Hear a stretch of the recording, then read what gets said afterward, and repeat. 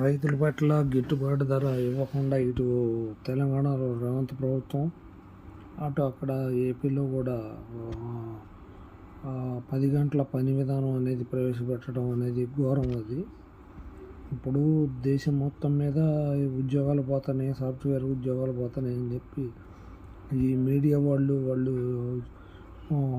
ఆలోచనతో ఇది ఆలోచన కలిగిస్తుంది. టీవీ యాజమాన్యాలు, పత్రికా యాజమాన్యాలు, ఈనాడు, ఆంధ్రజ్యోతి, ఇంకా కొన్ని పత్రికలు వాళ్ళ సంస్థల్లో 10 గంటలు పెంచుకోవడానికి వీళ్ళు ఏమన్నా ఉచిత సలహాలు ఇస్తే ఇచ్చి ఉండొచ్చు.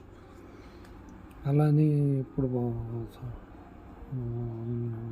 డైలీ 10 గంటల పని అంటే అది చాలా ఇప్పుడు విరుద్ధమైన పని.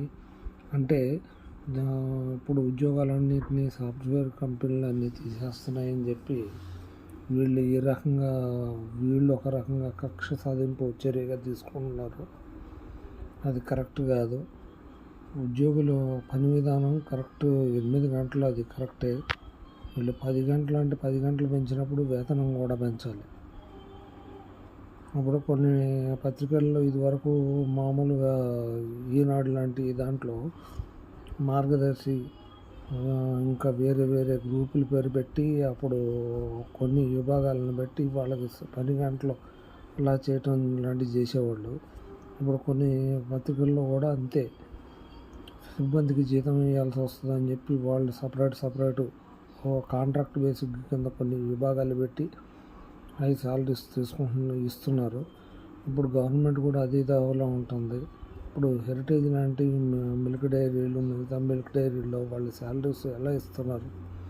వాళ్ళ దాంట్లో పనికి పెంచుకోవడానికి వీళ్ళు చేసే చట్టాల, లేకపోతే ఈ మీడియాలో వాళ్ళు చెప్పిన సలహానా, లేకపోతే మిల్క్ డైరీలో ఉన్న వాళ్ళ సలహారా? ఈ 10 గంటలు పెంచే విధానం అనేది చాలా తప్పు.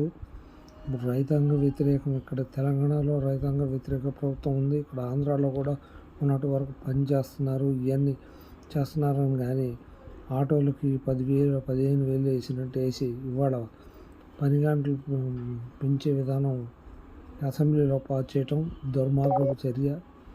ఇది ఆ పార్టీ కార్యకర్త కాదు, ఎవరైనా సరే గ్రహించాల్సిన విషయం. ఈ బిల్లు మాత్రం వెనక్కి తీసుకోవాల్సిందే.